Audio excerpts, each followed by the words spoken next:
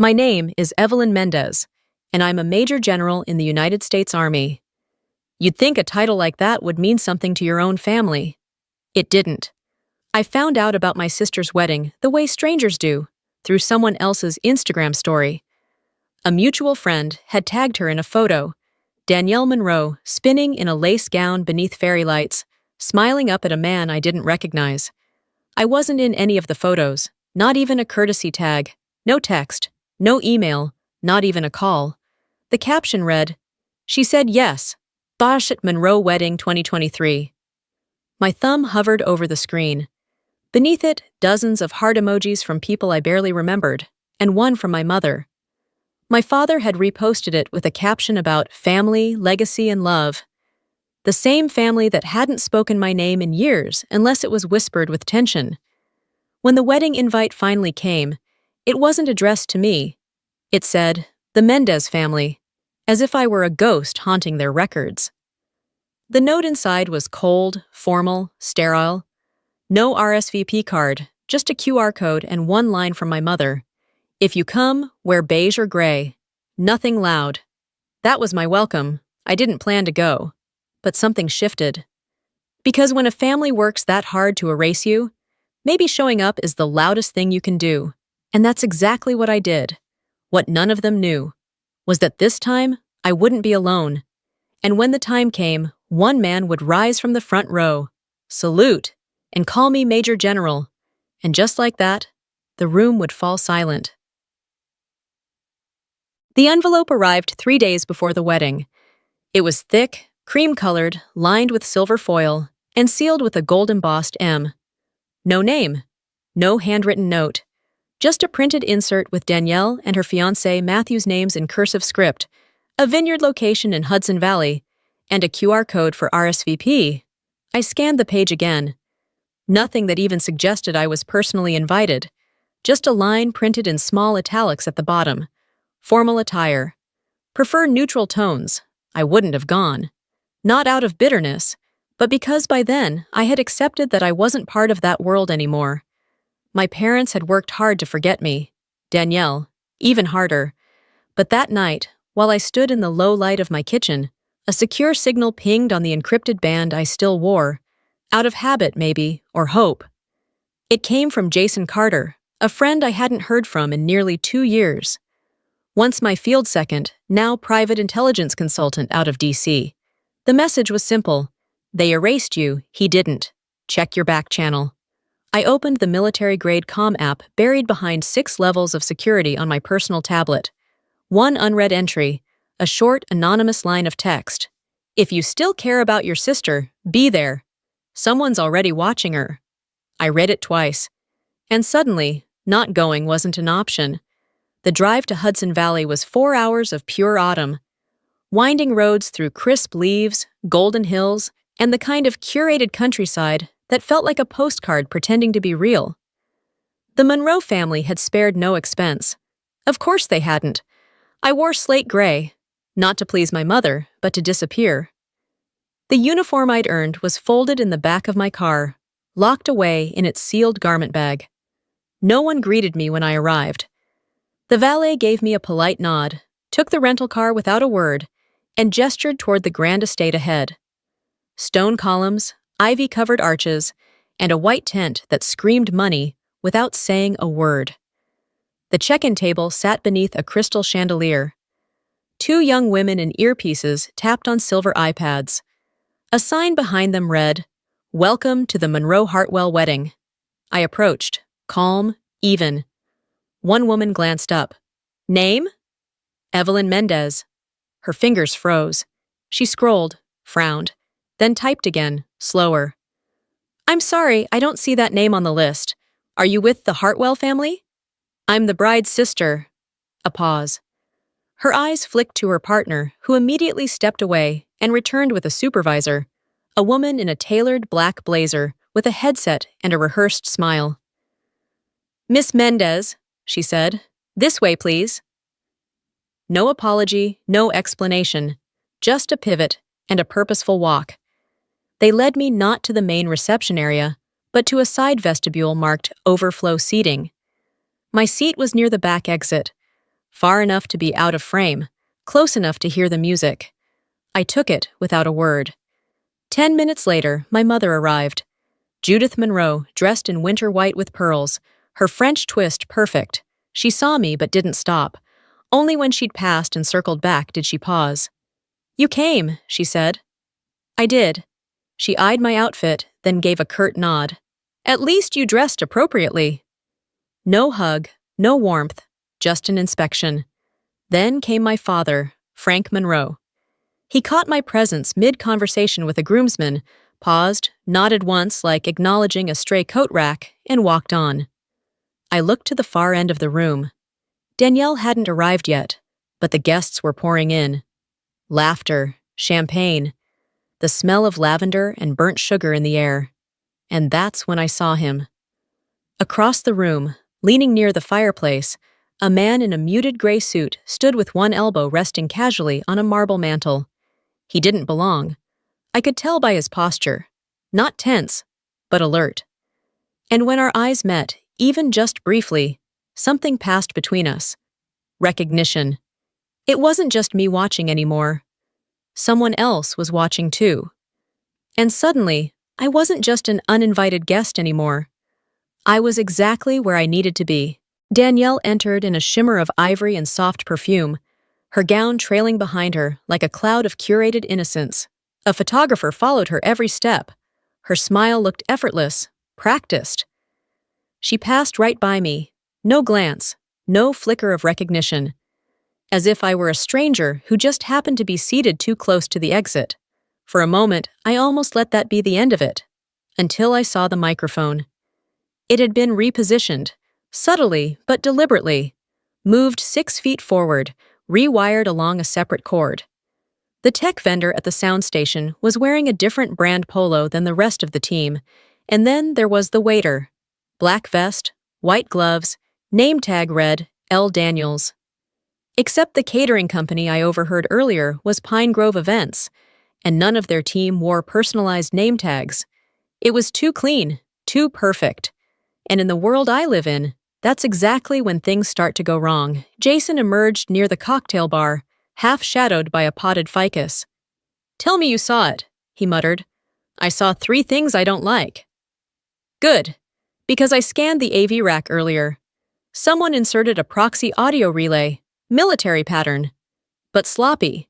It's masking DoD encryption, but not well." He reached into his jacket, pulled out a velvet box the size of a metal case, and pressed it into my hand.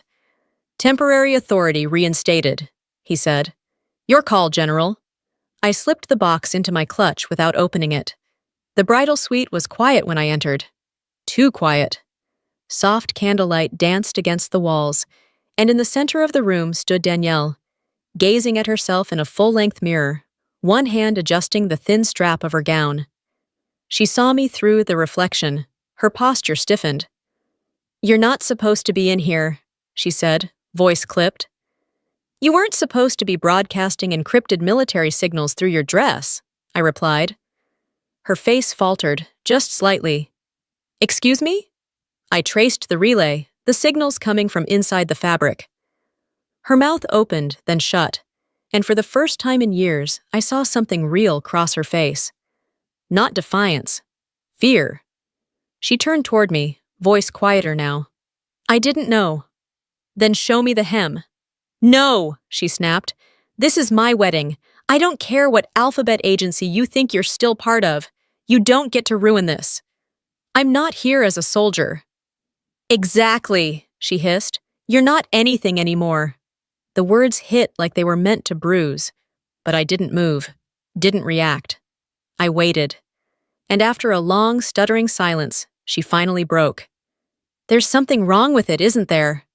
"Yes." She turned, lifted the edge of her train, and held it toward me with trembling fingers. I knelt slowly, hands steady, slipping on a pair of gloves from my clutch. I peeled back the tool, layer by layer, until I reached the inner seam of the bodice lining. There, stitched with metallic thread into a barely noticeable fold, was a coin-sized sensor embedded near the hip. Its surface pulsed faintly, active, designed to look harmless, lethal in the right network. Who gave you this dress? I asked, already knowing the answer. Danielle's voice was shaky. It came through a sponsor. A friend of Matt's firm. Said it was couture. A gift. A gift, I repeated, holding the scanner near the thread. The device buzzed once. DoD signature, foreign routing path, masked timestamps. Danielle, this isn't about you. She sat down hard on the velvet bench, shoulders curling in. I thought you'd ruin everything, she whispered. No, I said softly. I came to save it. We worked fast. Jason intercepted a data packet from the mic stand. 3 seconds of compressed signal, encoded with falsified logs from an operation I knew too well. It wasn't just surveillance. It was a narrative rewrite. In real time, someone was erasing history and replacing it with their own version, one where I had failed. One where I had disobeyed orders and caused civilian casualties. The same lie that got me stripped of command 6 years ago in Fallujah. Jason traced the signal's endpoint. Encrypted node, political group, registered out of DC, names familiar. ARC Initiative, I felt my stomach knot. That name hadn't come up in years. The last time it did, it led back to Benjamin Rusk, my former superior, the man who left me to take the fall. He wasn't just watching, he was orchestrating. And if the wedding was his cover, for transmission, for the signal, for the story rewrite, then Danielle wasn't a bride. She was bait. The ceremony began just as scheduled, down to the minute. Because of course it did. I was still seated in the overflow section, tucked between a coat rack and the utility door. From that vantage point, I saw the whole picture. The crisp white chairs, the string quartet, the polished guests leaning forward in unison. Danielle walked down the aisle on my father's arm like she'd rehearsed this moment for years. She looked radiant. She didn't look back. My mother sat in the front row, her posture perfect, eyes forward like a commander on parade. I could have vanished into thin air, and no one in that family would have noticed. But I wasn't the only one watching. Jason stood near the wall, blending into a crowd of older guests. His stance was casual, but his eyes tracked every detail. A slight nod told me the signal was still live. The mic was transmitting. The relay, sewn into Danielle's dress, was still pulsing. And we had minutes. The officiant took the podium and cleared his throat. Before we begin this union, we'd like to invite any veterans in attendance to stand and be recognized. The moment stretched. Then Jason stood up from the third row. His suit was neat, tie slightly loosened, hands steady. He turned slowly, with intention, and then, in a voice loud enough to command attention, but quiet enough to be respectful, he saluted. Major General Evelyn Mendez, ma'am. The air changed. You could feel it before anyone moved. The music softened. The tension in the room thickened like fog rolling across glass. A woman near the aisle gasped. Someone dropped their program. Phones lowered, heads turned. Even Danielle looked back, right at me. For the first time that day, maybe the first time in years, she actually saw me. I rose. Not slowly, not cautiously. My heels hit the marble floor like punctuation marks in a sentence I'd waited 6 years to finish. Each step down that aisle carved silence from disbelief. And then I saw him. Benjamin Rusk, second row, navy suit, civilian smile. The same calm predator who once called me a liability and buried my commendation under layers of political smog. Our eyes met. He didn't blink. He didn't need to. He knew. The ballroom was already prepped. We'd hijacked the AV feed with seconds to spare. Guests filtered in post-ceremony, unaware that the curated slideshow was just a placeholder. Jason gave the signal. I tapped the transmitter. The slideshow blinked. Once, twice. Then it vanished. In its place, raw logs, black and white combat footage, heat maps, and one chilling file name. Vanguard backup.exe. Saner, B. Rusk, FD-13. Gasps rippled through the crowd. Then came the audio. My voice, from the Fallujah op. Calm, measured. Civilian presence confirmed. Override initiated. Alpha team, move now. Gunfire, Screams, body cam footage of me dragging a child through concrete dust. A second voice, Rusk's. Let her take the fallout, she's replaceable. The reaction was immediate. Confused whispers, people rising from their chairs. My mother stared at the screen as if it might shatter her reality. My father sat rigid. Danielle's champagne flute trembled in her hand. And Rusk? He sprang into motion, pulling a leather folder from his coat. This is a cease and detain order, he said to the room. She accessed classified materials. No, I said, stepping forward. This is what you've spent 6 years trying to erase. Jason flipped the mic feed again. A new voice cut in, clear, decisive. My name is Derek Shaw, it said. A man stood near the back, press badge visible. I was there. That's me in the evac footage. Rusk delayed the call. Evelyn Mendez disobeyed him and saved us. Silence. Then, cameras, phones, murmurs turning into shouts. Before Rusk could move again, 2 federal agents entered the room, jackets open, badges out. Mr. Rusk, one said, you are under federal investigation for falsifying national defense intelligence. He opened his mouth, but behind them, standing in the doorway, was my father. And he was looking at me, really looking, not through me, not past me, at me. The ballroom emptied slowly, like breath leaving lungs after a storm. No one danced, no one toasted. The footage played on a loop, flickering across the walls. Body cam video, infrared scans, Rusk's voice ordering hesitation, mine defying him. Outside, reporters waited. Inside, silence lingered.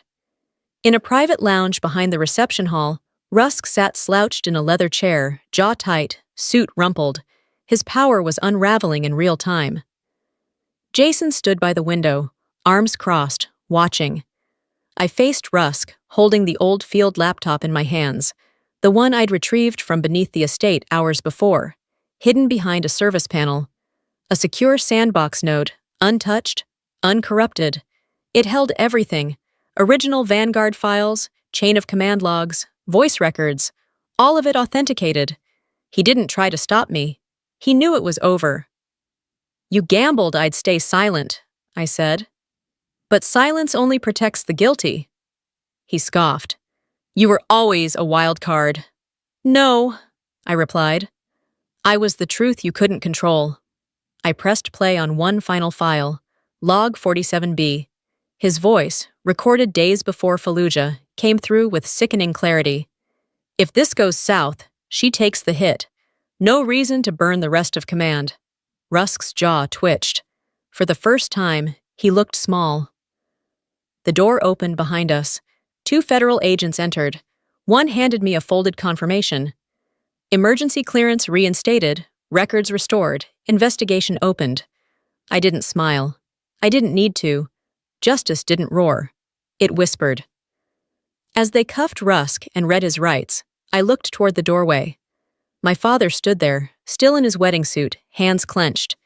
He didn't speak, but this time he didn't look away.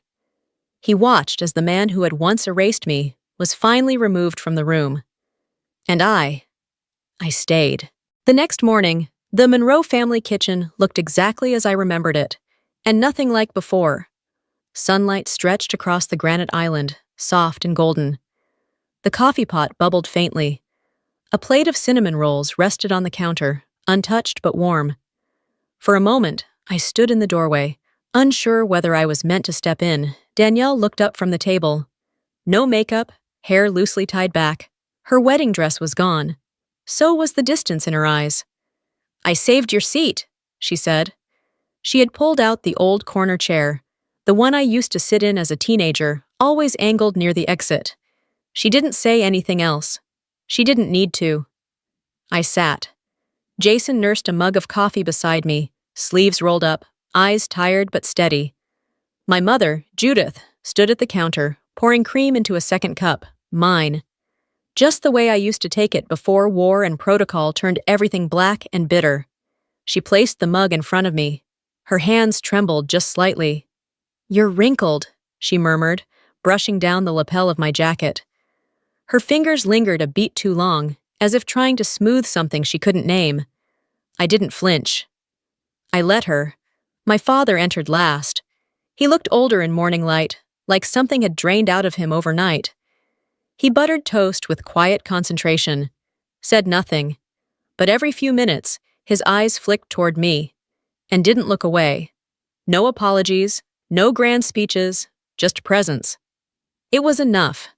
We ate in silence, not awkward, but reverent, like we were relearning the rhythm of one another. Halfway through breakfast, small footsteps padded across the hardwood. A little girl peeked around the corner, clutching something small in her hand. Danielle smiled. "Evelyn, this is Jenna, Matt's niece. She stayed here last night."